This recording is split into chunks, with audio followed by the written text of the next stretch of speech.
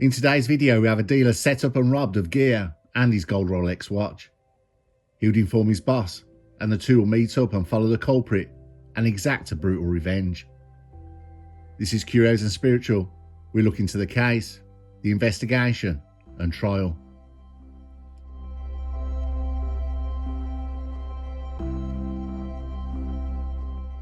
We go to Rochester in Kent, steeped in history, and here's a curio for you. The setting of the controversial 1965 television film The War Game, that depicts the town's destruction by a nuclear missile. Deemed too horrifying, it was never aired. It turned 8 years later, the government had a hand in the decision. Rochester has developed like nearly all places now an underworld of county lines and dealers, with many addicts for dealers to ply their trade. We start today's case with a man named Peter Beal. Peter Beal was a 39-year-old father from Sittingbourne. He had a history marked by struggles with substance abuse and frequent encounters with the police. In 2015, his involvement in shoplifting led to his exclusion from over 115 shops, including stealing a £100 trampoline from Asda.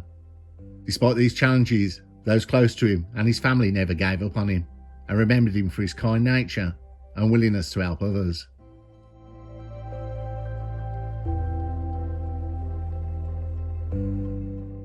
On September 17th, 2018, Peter Beal and his friend Richard Barham were under the influence.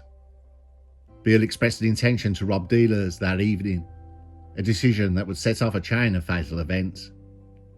Despite Barham's warnings about the potential dangers, Peter Beal proceeded with his plan. Beale contacted the 692 dealer line. There he spoke to a dealer known as Joe, who was a runner, whose real name was Levi Webb, and arranged a meeting. During this encounter, it was alleged that Peter Beal pulled a knife, but he was never known to carry one, and Levi Webb was assaulted and robbed of 10 rocks, £380 in cash, and a gold watch. This audacious act was perceived as a significant affront within the dealing community. Webb was out on licence after being given an 8-week suspended sentence for supplying Class B in Brighton. The attack prompted Levi Webb to inform his associate. This went straight through to the man in charge, Billy Dole, who went under the alias as Frank. Billy Dole told Webb to keep him in sight until he gets there. Billy Dole met up with Levi Webb just before the bridge. At 28 years old, Billy Dole was entrenched in the local dealer scene of Rochester. He was in charge and overseeing the line and further operations in the region. Billy Dole had established a network that included associates assisting him in his criminal activities, running his line. He was in a relationship with Rachel Woods, which would later further entwine his personal and criminal life.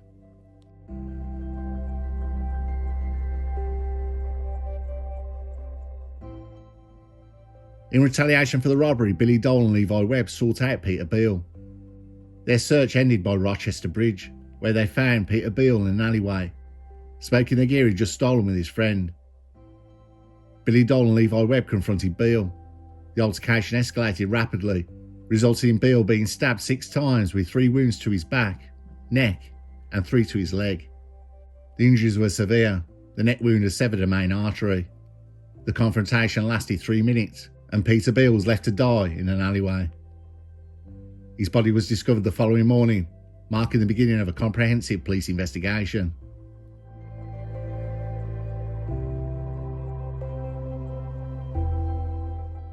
Billy Dole destroyed his SIM card, and then Dole dropped Levi Webb off at his home. Levi Webb then drove his Vauxhall Astra van to Cambridgeshire, to his partner's mother's house. Levi Webb then went to Brighton with his girlfriend to lie low. Following the murder, Dole sought refuge at the home he shared with his partner Rachel Woods. Rachel Woods and Linda Harris would play instrumental roles in facilitating Billy Dole's escape. In the immediate aftermath of the murder, Harris conducted a Google search for man killed in Medway, indicating an awareness of the situation's severity. Rachel Woods stated it might be okay, they were crackheads, he's laying low to see what happens first. This message suggests a deliberate attempt to downplay the incident and to work out Dole's next steps.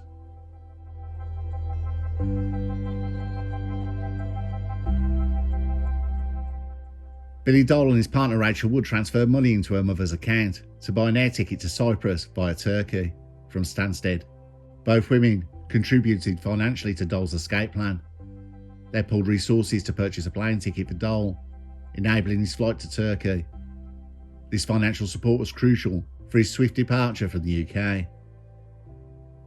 Harris drove Dole to Stansted Airport, directly assisting in his physical escape.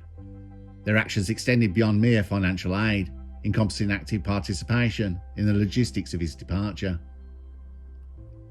The pair employed tactics to evade detection, including switching phones and devising coded language for communication. One such coded message from Rachel Woods read, "I love you so much. Whatever you decide with the wedding, we will go for it." These measures indicate a sophisticated attempt to obstruct justice.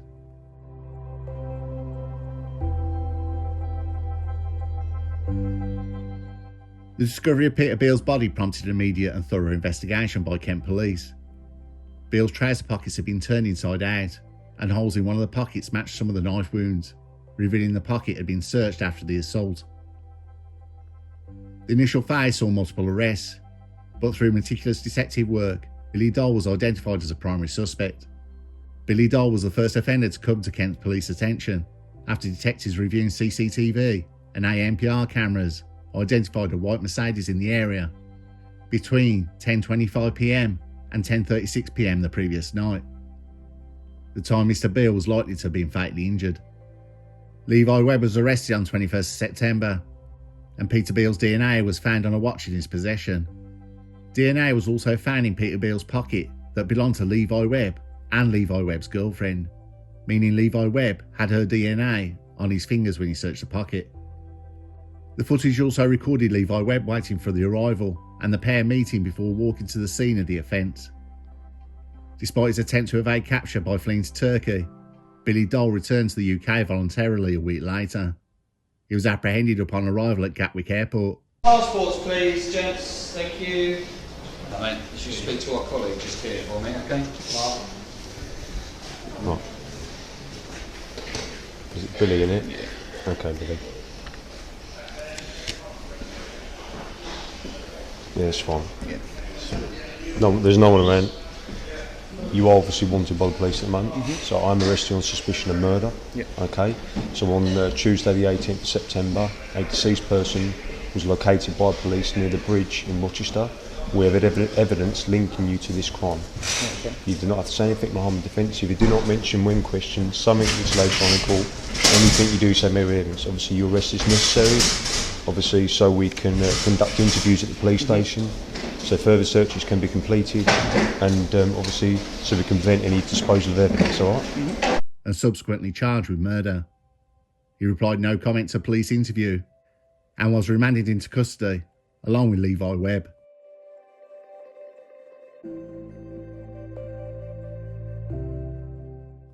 In July 2020 at Maidstone Crown Court, the legal proceedings were extensive, involving multiple individuals connected to the case. Judge Philip Statman said, "I find this was premeditated revenge." Billy Dole went to the scene armed with a knife to defend his line. At this point, that what they was dealing had become more important than life, and this was sadly the case in many of these types of killings. Billy Dole earlier in March 2019 had pleaded guilty to the murder of Peter Beal. He was sentenced to 27 years, but had it reduced to 21 years and 6 months in prison due to his remorse and plea. Additionally, Dole admitted charges to supplying Class A, reflecting his involvement in the local dealer trade.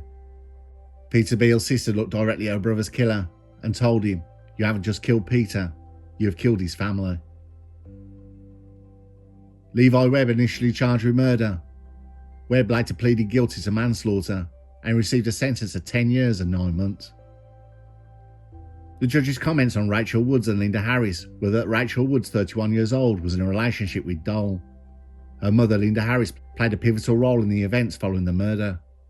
Both women were later implicated in assisting Dole's attempt to flee abroad, showcasing their profound influence and misguided loyalty.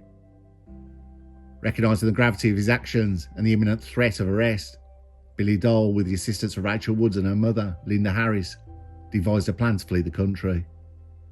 Their actions during this period were meticulously planned, reflecting a calculated effort to evade justice. Each of you must have been shocked and confused, and were being ripped one way or the other because of your loyalties and love for others. But as time passed, there must have been a clarity in your minds that Billy Dole was planning to leave this jurisdiction. Linda Harris was sentenced to 3 years and 5 months. Rachel Woods was sentenced to 3 years and 10 months.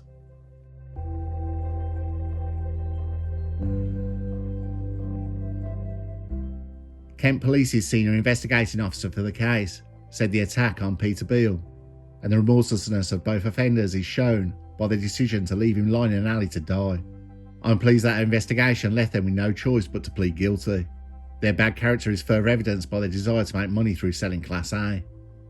I am pleased our efforts have resulted in 2 dangerous offenders being convicted of serious offences, and the substantial sentences they received, being they are no longer able to cause harm to the public.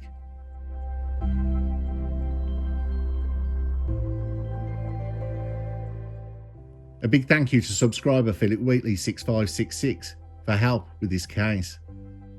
The streets now are awash with county lines. There is so much money to be made, it's the new gold rush. But with risks if you're an addict or a dealer. For addicts, the ease of obtaining what they need gets them more hooked, leading to rises in burglary, shoplifting to finance it, and a whole range of health problems and death. If you make it through, prison time can be another. For dealers, you have the chances of being robbed and murdered by other dealers and addicts, stints in prison, and having to protect your line, which other dealers will encroach to test your mettle. Even if you're not involved in any of it, and you're law-abiding, work, pay your taxes and mow your lawn, this is creeping into your lives also. With cars and houses being robbed, this funds addicts and dealers to buy products. I see it as a plague that destroys lives and decimates communities. We can all pinpoint in our lives when we've seen it take over. Now think when you noticed it, how and why, and maybe then we can start finding some answers.